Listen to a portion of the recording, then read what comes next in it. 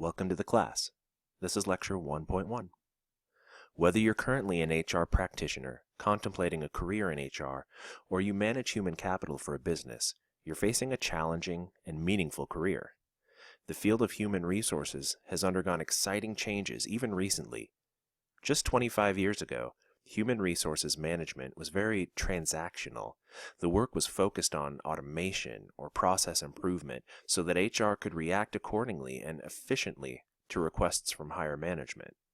While this certainly is still important, HR management has undergone a huge shift and is now recognized as a critical and strategic function within an organization, a function that really drives business success. So, understanding human capital management and applying it effectively has become key to maintaining a competitive and profitable environment.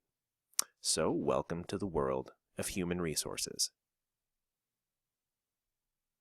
Through this first learning module, I'd like to present you with an overview of the HR function within an organization.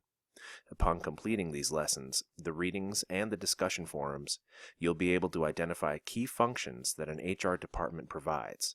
You'll discover the challenges that face an HR department, what we need to handle as human capital practitioners. You'll begin to draw the connection between HR and line managers as a share management of the firm's human capital, and you'll learn to identify when an HR function is indeed performing strategically versus just an administrative function. Let's start by looking at a couple quotes that define what human resource management is. The first quote from Ivancevich and Gluck reads, "Human resources management is concerned with the most effective use of people to achieve organizational and individual goals." In short, the function focuses on how we manage, develop, and reward individuals so that they are contributors in meeting the organization's goals, both their short and long-term goals, as well as how individuals' goals are met. As we'll explore later, if employees are not engaged, if they do not believe that management cares about their individual successes and their work and values them as people and values their productivity, their effectiveness will likely wane. Milkovich and Boudreau wrote that HR management is a series of integrated decisions that form the employment relationship. Their quality contributes to the ability of the organizations and the employees to achieve their objectives. This is a bit of a different description in that it refers to decisions made in terms of human capital. These decisions contributing to the employment relationship include, for example, decisions on hiring, placement, promotion, training and development, performance appraisal, and so forth. These decisions are critical to how well employees will execute their roles and how well the organization will do. Human resource management can be thought of as a process of aligning people and organizations so that the goals of each are met. That is, getting the right people in the right places to execute the right work. Now, you've probably heard the quote that our people are our most important asset. And indeed, the employees in an organization are the only sustainable source of competitive advantage. Competitors can complement the same technology that you have access to. They can direct capital around the globe at the push of a button to open new markets or purchase new products, but what your competitors cannot copy are your people. The diversity of staff, their abilities and their skills, their creativity and innovative contributions, those are what differentiates an organization. Key studies routinely show that what distinguishes high-performing organizations from the rest is how they tap into and realize the talents of employees. This is why the C-suite of most organizations are so keenly interested in HR practices and HR management processes. They understand the need for this deployment and encouragement of talent. That is precisely the understanding that will continue to elevate the importance of HR management in successful firms, and it will certainly help to elevate the profession. Now, when you think of HR, you can group functions into four key areas. First, staffing, which is also referred to as employment and has more recently been referred to as talent acquisition. As it says, the acquisition of talent is critical to the organization's success. Finding the right staff to meet the current and future needs of the organization is a key focus of any HR function. As well, training and development, which could also be referred to as talent management, is all the activity that surrounds ensuring that human capital resources of the organization are provided with the training and development to increase their value and their worth to the organization. A third function has to do with motivation, which is often referred to as total rewards. This deals with how to motivate employees through recognition and reward, be it promotion or salary increase, benefits, etc. Some rewards are expected as a condition of employment, but others are seen as acknowledgement of work well done or of an employee's potential or worth to the firm. And last is maintenance, or the administrative policy and other work that must be supported to ensure the organization's human capital activities run smoothly. We'll talk in more detail about each of these key function areas throughout the course, and you can find a copy of this slide in this week's reading links below this lecture. I'd like to share with you another view of what HR does. You can think of HR as the operation's human capital procurement function. They acquire talent for the organization, that is, they procure the talent. They're developers of that talent. They're the function that develops the compensation philosophies in practice and programs. They are the integrator function that ensures that human capital is integrated effectively into the organization and that all areas really work synchronously together. And there's the maintenance function, so that policies and practices and administration are maintained. So keep in mind these other operative functions of HR management.